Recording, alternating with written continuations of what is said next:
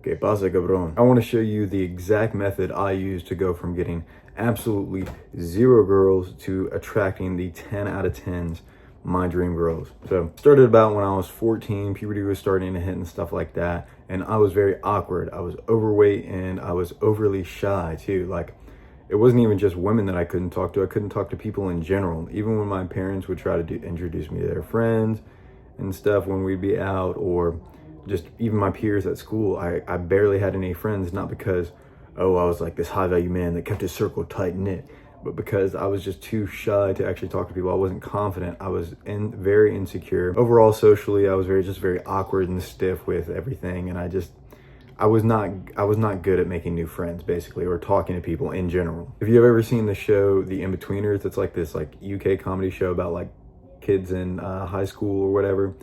I was basically like the main character from that. Like, I was just completely awkward and just embarrassing. Like, just some of the moments I think back to were just absolutely embarrassing. And still, like, sometimes you feel that kind of like the same feelings come up again whenever you think about like something embarrassing you did. Nah, man, some of the things I did were just absolutely cringy. But I was just like the main character from that show. Or like in terms of girls, if you know Spanish and you've seen the show La Primera Vez, there's the main character Granados. Might be pronouncing that horribly wrong, but the main character, him, like, I was kind of like that, how he is with the other main character, Ava.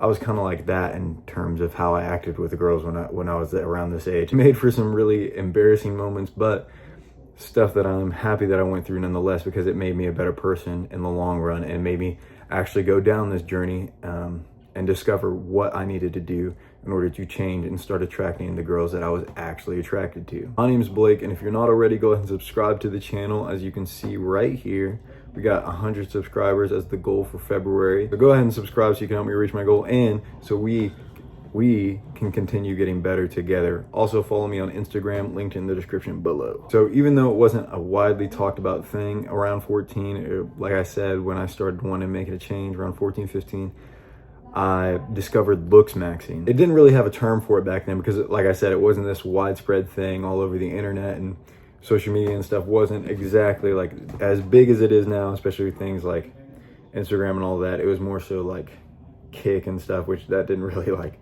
If you remember that, shout out to you. Stuff like that wasn't really spread around. So I was basically looks maxing, but I didn't have the term for it.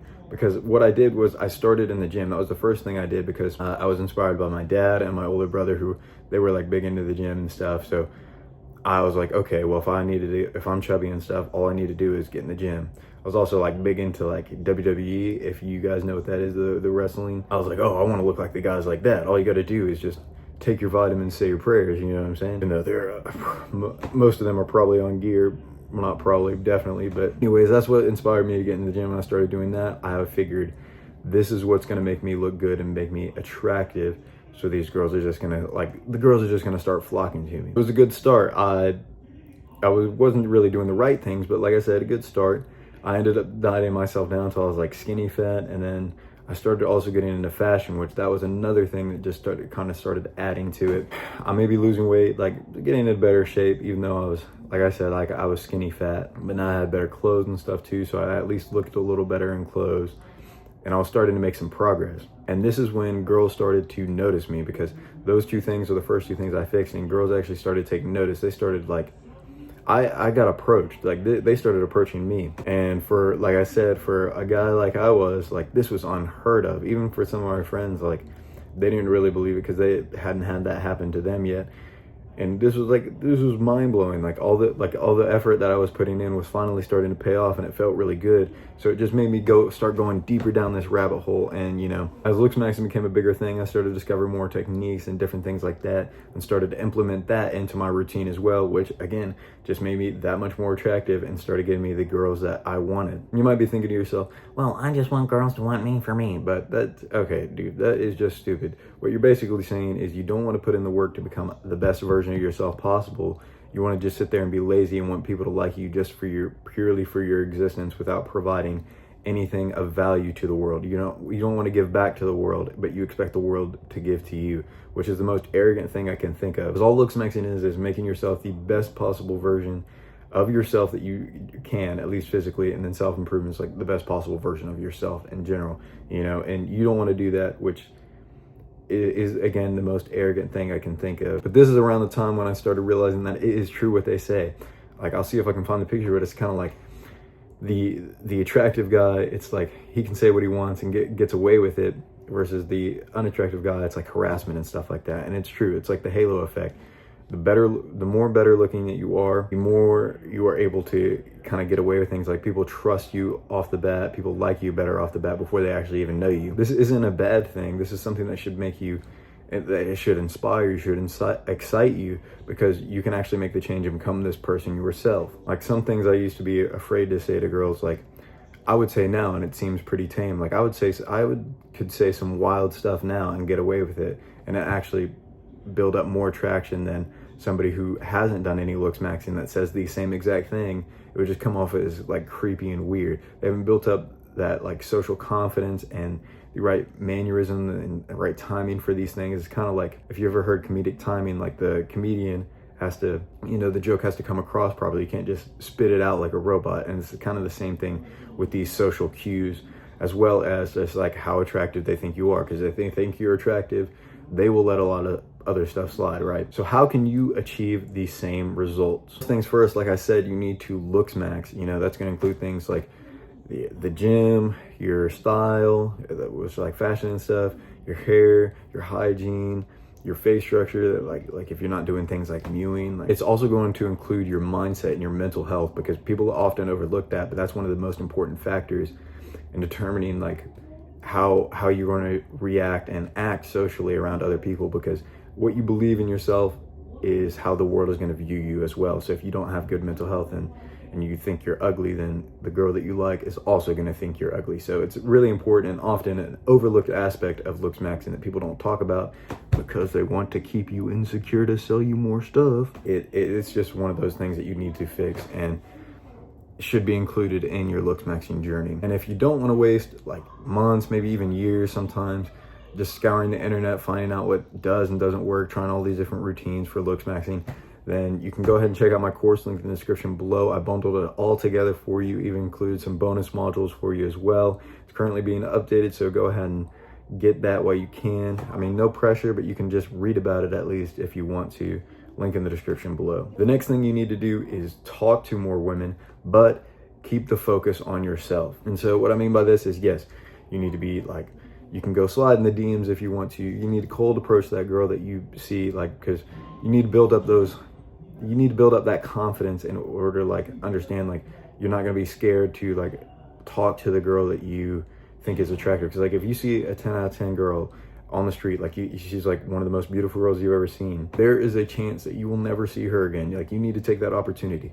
When people say YOLO, it's like, I hate when they talk about like, oh, I only live once, let's party and stuff like that, because that stuff's stupid. But when you like take these chances on like starting a business, again, talking to the girl that you want to, like, those are the kind of risks that you need to take and have that YOLO mindset to you, the YOLO mindset. You need to go like up to her and like talk to her and build up that, not only the confidence, but the social skill in order to carry a conversation with a girl that you deem a 10 out of 10. You first start out, it can be pretty nerve-wracking and stuff, and you're gonna fumble over your words, and it's okay to make those mistakes, because like I said, you just do it over time, and that's how you build up the skill and you'll get better at it. But what I mean by keep the focus on yourself is, do not lose priority of your purpose. You need to figure out, if you first things first, if you don't know what your purpose is, you need to go ahead and figure that out, because purpose, again, like, don't like worry about it too much. Don't stress about it. Just kind of like feel in your heart what your purpose is. Maybe it is just approaching women right now as a thing, or maybe it's like the gym or something right now, because your purpose is kind of like an onion, like the layers of an onion. You'll have all these different purpose layers until eventually later down the road in life, you'll reach your final purpose layer, like what your true life's purpose is. But in order to get there, you have to complete all these other purposes first. So like I said, it might be talking to girls, it might be going to the gym and getting a good body, it might be starting a business, it might be getting into fighting and stuff like that, learning MMA, whatever it may be, whatever your heart desire, go ahead and start that now and keep the priority on that. Like, most of the time for a masculine man and high testosterone man, that's not going to be women.